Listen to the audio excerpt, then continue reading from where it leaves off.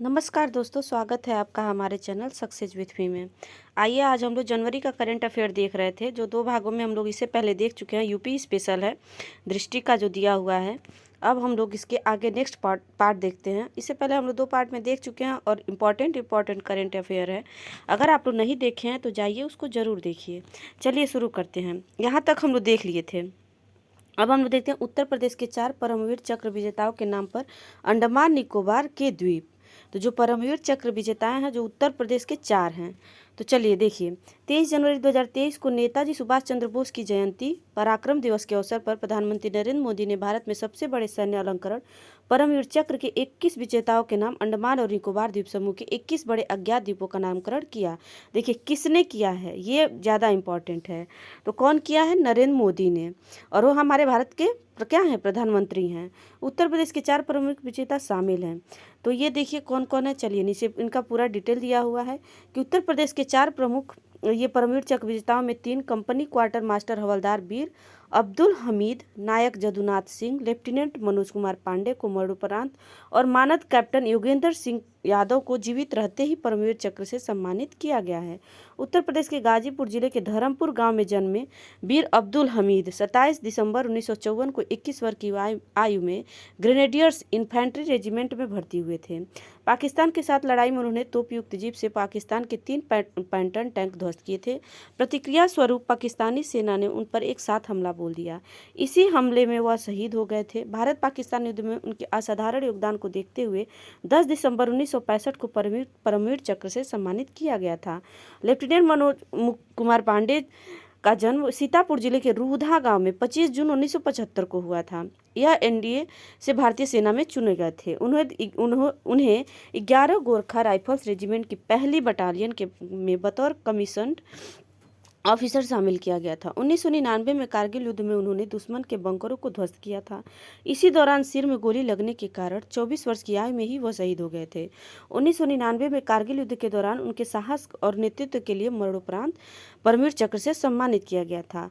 अब है उत्तर प्रदेश के शाहजहांपुर जिले की ये जो है कलान तहसील के गाँव खजूरी के निवासी जदुनाथ सिंह को 1941 में ब्रिटिश भारतीय सेना में शामिल किया गया था। उन्होंने द्वितीय विश्व युद्ध में वर्मा में जापान के खिलाफ लड़ाई में भाग लिया था। भारतीय सेना की राजपूत रेजिमेंट में रहते हुए उन्होंने 1947 में भारत पाकिस्तान युद्ध में भाग लिया। 6 फरवरी 1948 को जम्मू कश्मीर के नौशेरा सेक्टर के जदुनाथ सिंह ने अकेले ही कबायली भेष में आए पाकिस्तानी सेना के सैनिकों को पीछे हटने पर मजबूर कर दिया था। इस लड़ाई के बीच एक गोली उनके सिर में आकर लगी थी, जिससे वह वीरगति के प्राप्त हुए। नायक जगन्नाथ सिंह को भी मरणोपरांत परमवीर चक्र से सम्मानित किया गया था। मानद कैप्टन योगेंद्र सिंह यादव का जन्म 10 मई 1980 को बुलंदशहर के औरंगाबाद गाँव में हुआ था। 1996 में 16 वर्ष की आयु में वह 18 ग्रेनेडियर्स में भर्ती हुए थे। और क्या हुआ, 1999 में कारगिल युद्ध में टाइगर हिल पर कब्जा करने में उन्होंने अदम्य साहस और पराक्रम का प्रदर्शन किया था। उसके बाद से कैप्टन योगेंद्र यादव ने कई गोलियां लगने के बावजूद घायल हालत में टाइगर हिल की 3 चौकियों पर कब्जा किया था और वहां तिरंगा लहराया था। इस संघर्षपूर्ण मिशन को पूरा करने वाले योगेंद्र यादव को मात्र 19 साल की उम्र में भारतीय सेना के सर्वोच्च वीरता पुरस्कार से परमवीर चक्र सम्मान दिया गया था। उल्लेखनीय है कि अंडमान और निकोबार द्वीप समूह के ऐतिहासिक महत्व को ध्यान में रखते हुए नेताजी सुभाष चंद्र बोस की मूर्ति को सम्मान प्रदान करने के लिए 2018 में अंडमान निकोबार द्वीप समूह को अपनी यात्रा के दौरान प्रधानमंत्री ने रॉस द्वीप समूह का नाम बदलकर नेताजी सुभाष चंद्र बोस द्वीप रख दिया था। ये भी पॉइंट इंपॉर्टेंट है। नील द्वीप और हैवलॉक द्वीप का नाम बदलकर नील द्वीप का क्या रखा? शहीद द्वीप, और हैवलॉक द्वीप का रखा स्वराज द्वीप। देश के वास्तविक जीवन के नायकों को उचित सम्मान देने के उद्देश्य से इस द्वीप समूह के 21 बड़े अज्ञात द्वीपों का नामकरण 21 परमवीर चक्र विजेताओं के नाम पर करने का निर्णय लिया गया है। अब देखिए इन द्वीपों का नाम जिन 21 परमवीर चक्र विजेताओं के नाम पर रखा है वो कौन कौन है। देखिए, मेजर सोमनाथ शर्मा सूबेदार और मानद कैप्टन तत्कालीन लांस नायक हैं। Karam Singh M second lieutenant राघोचा राड़े, Naik Jadunath Singh company havildar, major Piru Singh, captain GS Salaria lieutenant colonel हैं, और धन सिंह थापा हैं, सूबेदार जोगिंदर सिंह है, ये मेजर शैतान सिंह है, ये CQHM Abdul Hamid, lieutenant colonel आदर्श Burzorji Tarapore, lance Naik Albert Ekka, major Hoshiar Singh, second lieutenant Arun Khetarpal, flying officer Nirmal Jit Singh Sekhon, major Ramaswamy Parameswaran, Naib Subedar Bana Singh, captain Vikram Batra, lieutenant Manoj Kumar Pandey, Subedar major तत्कालीन राइफलमैन है ये संजय कुमार, और सूबेदार मेजर सेवानिवृत्त मानद कैप्टन है ग्रेनेडियर योगेंद्र सिंह यादव। इन लोगों को जो है क्या किया है, परमवीर चक्र विजेताओं पे इन लोग के नाम पर रखा गया है अंडमान निकोबार द्वीप समूह के नाम। अब देखिए कलिंजर दुर्ग में मिली 10वीं शताब्दी की मूर्तियाँ, ये क्यों है इंपॉर्टेंट। 23 जनवरी 2023 को उत्तर प्रदेश सामाजिक संस्था कलिंजर शोध संस्थान के निदेशक अरविंद छिरौलिया ने बताया कि राज्य के बांदा जिले में ऐतिहासिक कलिंजर दुर्ग के कोट स्थित तीर्थ सरोवर का दीवार से शिवलिंग, गणेश भगवान, विष्णु, माँ लक्ष्मी समेत अनेक देवी देवताओं को प्राचीन मूर्तियां मलबे से निकली हैं। अरविंद छिरौलिया ने बताया कि कलिंजर दुर्ग में कई छोटे बड़े सरोवर और तालाब हैं। उन्हीं में से एक कोटि तीर्थ सरोवर है जहाँ मूर्तियाँ व पत्थरों पर बनी कलाकृतियाँ मिली है जो 9वीं और 10वीं शताब्दी की हैं। उन्होंने बताया कि कुछ पत्थरों पर देवी देवताओं की नक्काशी है, उनमें भगवान विष्णु, गणेश, लक्ष्मी, पार्वती जी की प्रसन्न मुद्रा वाली भी मूर्तियां हैं। शिवलिंग को छोड़कर अधिकतर मूर्तियां खंडित हैं। अब देखिए कलिंजर दुर्ग के इतिहास के जानकार समाजसेवी विवेक शुक्ला ने बताया कि 1986 में दुर्ग तक जाने के लिए रोड बनाई जा रही थी। तब भी खुदाई के दौरान इसी तरह से मूर्तियां निकली थी। उन्हें पुरातत्व विभाग से संरक्षित कर राजा अमान सिंह महल में रखवा दिया था। अब दुर्ग से जुड़े सूत्रों का कहना है कि 282 KF नंबर से 305 की मूर्तियां और तोप के गोले निकले थे। उनके पुरातत्व विभाग ने अपने संरक्षण में ले लिया था। इसके अलावा 1960 में भारतीय पुरातत्व सर्वेक्षण ने कलिंजर दुर्ग को अपने संरक्षण में ले लिया था। ज्ञातव्य कि कलिंजर काफी प्राचीन दुर्ग है जहाँ गुप्त काल से लेकर बुंदेलों तक शासन रहा है। यहाँ पर पूर्व में भी निर्माण कार्य के दौरान इस तरह की मूर्तियां मिलती रही हैं। विदित है कि तीर्थ सरोवर कलिंजर दुर्ग का सबसे सुंदर और पौराणिक स्थल है। पूरा दुर्ग भारतीय पुरातत्व विभाग के अधीन है। सरोवर की दीवार से मूर्तियां और कलाकृतियां सहेज कर इनका निर्माण दोबारा कराया जा रहा है।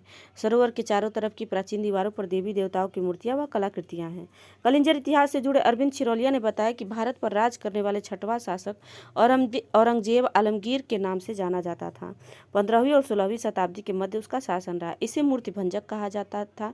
देखिए ये अरविंद छिरौलिया ने क्या क्या बताया। छठवां शासक औरंगजेब आलमगीर के नाम से जाना जाता था। वो क्या कहा जाता था, मूर्ति भंजक कहा जाता था। वह हिंदू धर्म की मूर्तियों को खंडित करवा देते थे। अब देखिए वर्ष 1912 में उससे 1947 के बीच ब्रिटिश शासन के समय पर हिंदू धर्म से जुड़ी स्मृतियों को भी नष्ट करने का काम किया गया था। कोट तीर्थ सरोवर काफ़ी प्राचीन है, लेकिन इसके चारों तरफ की दीवारें अंग्रेजों द्वारा बनाई गई थी।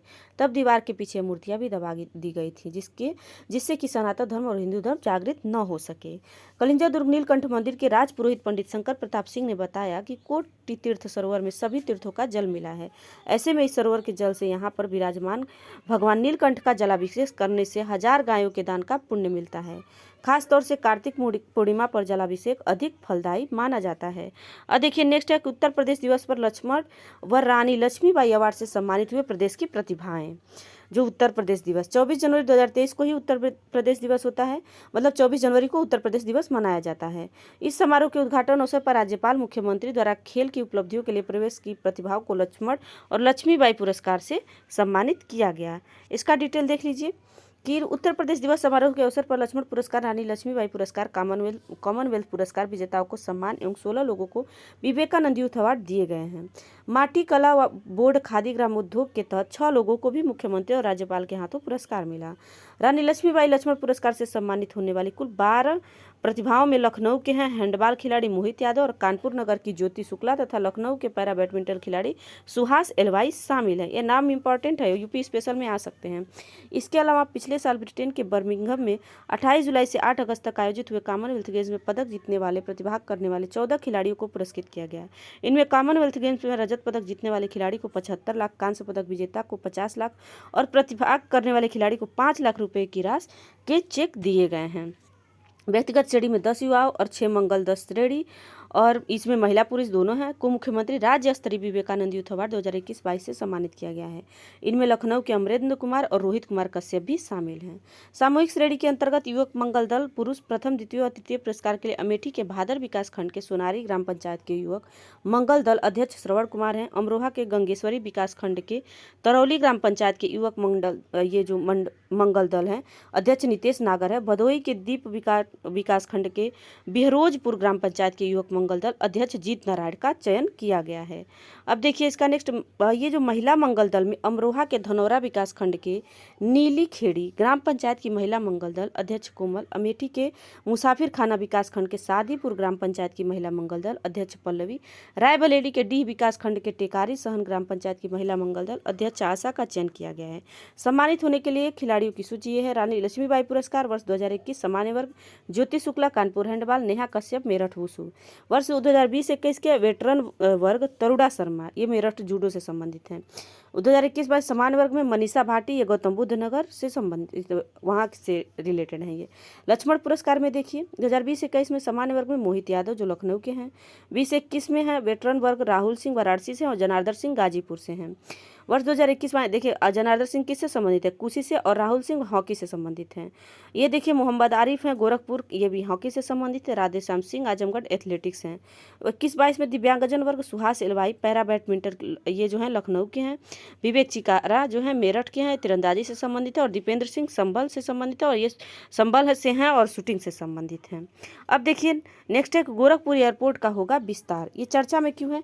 24 जनवरी 2023 को उत्तर प्रदेश के गोरखपुर के जिलाधिकारी कृष्णा करुड़ेस ने बताया कि मुख्यमंत्री योगी आदित्यनाथ की पहल पर गोरखपुर एयरपोर्ट के विस्तार को रक्षा मंत्रालय ने मंजूरी दे दी है, जिसके लिए मंत्रालय ने एयरपोर्ट हेतु 14 एकड़ जमीन उपलब्ध कराने के साथ ही 76.66 करोड़ रुपए भी आवंटित कर दिया है। इसका प्रमुख बिंदु देख लीजिए। गोरखपुर के जिलाधिकारी कृष्णा करुड़ेस ने बताया कि एयरपोर्ट के विस्तार से पार्किंग की वे 2 जगहों की 10 हो जाएंगे। से पार्किंग वे 2 की जगह 10 हो जाएंगे, पहले 2 थे अब 10 हो जाएंगे। वहीं वाहनों की पार्किंग भी एयरपोर्ट परिसर के अंदर ही होने लगेगी। वर्तमान में गोरखपुर से दिल्ली, मुंबई, हैदराबाद, कोलकाता, लखनऊ, प्रयागराज के लिए रोजाना 10 उड़ानें उपलब्ध हैं। एयरपोर्ट का विस्तार होने के बाद चेन्नई, बेंगलुरु, वाराणसी समेत कई और महत्वपूर्ण शहरों के लिए उड़ान शुरू हो जाएंगी। विदित है कि गोरखपुर एयरपोर्ट स्टेशन परिसर में स्थित 14 एकड़ भूमि जो गोरखपुर एयरपोर्ट को सौंपी गई है, वह राजस्व दस्तावेज में रक्षा मंत्रालय के नाम पर अंकित है। इसी जमीन के हस्तांतरण के लिए जिला प्रशासन ने राज्य सरकार का प्रस्ताव रक्षा मंत्रालय को भेजा है। देखिए गोरखपुर एयरपोर्ट के निदेशक अनिल कुमार द्विवेदी ने बताया कि एयरपोर्ट के विस्तार हो जाने से विमानों की संख्या तो बढ़ेगी ही, साथ ही यात्रियों की क्षमता भी बढ़ जाएगी और इसके विस्तार से कई और शहरों के लिए सीधी उड़ान सेवाएं शुरू हो जाएंगी। तो ये बहुत इंपॉर्टेंट आर्टिकल है, और ये जो आर्टिकल सारे डिटेल हैं ये मेंस के लिए भी इंपॉर्टेंट है, इसीलिए इतना इसमें समय भी लग रहा है। मुलायम सिंह यादव को पद्म विभूषण, जबकि प्रदेश के अन्य 7 विभूतियों पद्मश्री सम्मान के लिए चयनित हुए हैं। इनका डिटेल देख लीजिए। 25 जनवरी 2023 को राष्ट्रपति ने गणतंत्र दिवस की पूर्व संध्या पर वर्ष 2023 के लिए देश के सर्वोच्च नागरिक पुरस्कार पद्म पुरस्कारों की घोषणा की है। इनमें उत्तर प्रदेश से मुलायम सिंह यादव को पद्म विभूषण, जबकि उत्तर प्रदेश के अन्य 7 विभूतियों को पद्मश्री अवार्ड के लिए चुना गया है। कौन कौन है देखिए वर्ष 2023 के लिए राष्ट्रपति ने 3 द्रय मामले पुरस्कार को एक रूप में गिना जाता है, जबकि 106 पद्म पुरस्कार प्रदान करने की मंजूरी दी है। सूची में 6 पद्म विभूषण, 9 पद्म भूषण और 91 पद्मश्री पुरस्कार शामिल हैं। पुरस्कार पाने वालों की सूची में 19 महिलाएं हैं और विदेशियों NRI, PIO, OCI की श्रेणी के 2 व्यक्ति और 7 मरणोपरांत पुरस्कार पाने वाले भी शामिल हैं।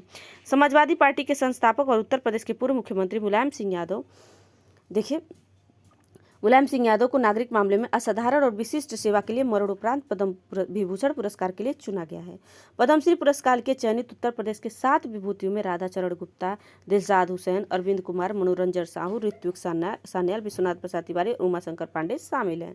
राधा चरण गुप्ता और विश्वनाथ प्रसाद तिवारी को साहित्य एवं शिक्षा के क्षेत्र में, दिलशाद हुसैन और ऋत्विक सान्याल को कला के क्षेत्र में, अरविंद कुमार को विज्ञान एवं अभियांत्रिकी के क्षेत्र में, मनोरंजन साहू की चिकित्सा के क्षेत्र में तथा उमाशंकर पांडे को सामाजिक कार्य के क्षेत्र में विशिष्ट सेवा के लिए पद्मश्री अवार्ड हेतु चुना गया है।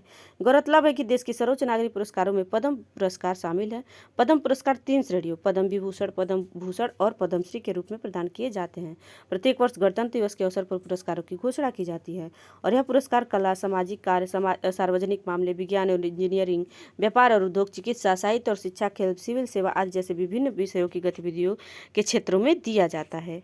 तो नेक्स्ट इसका पॉइंट देखिए कि असाधारण और विशिष्ट सेवा के लिए पद्म विभूषण, उच्च स्तर की विशिष्ट सेवा के लिए पद्म भूषण और किसी भी क्षेत्र में विशिष्ट सेवा के लिए पद्मश्री से सम्मानित किया जाता है। ये पुरस्कार किसके द्वारा दिया जाता है? राष्ट्रपति द्वारा औपचारिक समारोह में प्रदान किए जाते हैं और आमतौर पर हर साल मार्च अप्रैल के आसपास राष्ट्रपति भवन में आयोजित किए जाते हैं। देश में सर्वाधिक बिजली कनेक्शन वाला राज्य बना उत्तर प्रदेश। देखिए 27 जनवरी 2023 को उत्तर प्रदेश पावर कॉर्पोरेशन के चेयरमैन देवराज ने बताया कि महज 8 साल में 47 करोड़ नए बिजली कनेक्शन देने के साथ ही उत्तर प्रदेश देश में सर्वाधिक विद्युत उपभोक्ता वाला राज्य बन गया है। उत्तर प्रदेश के बाद दूसरे नंबर पर महाराष्ट्र और तीसरे नंबर पर तमिलनाडु। ये क्रम याद रखिएगा, पहले पे कौन है आपका उत्तर प्रदेश, दूसरे पे महाराष्ट्र और तीसरे पे कौन है तमिलनाडु।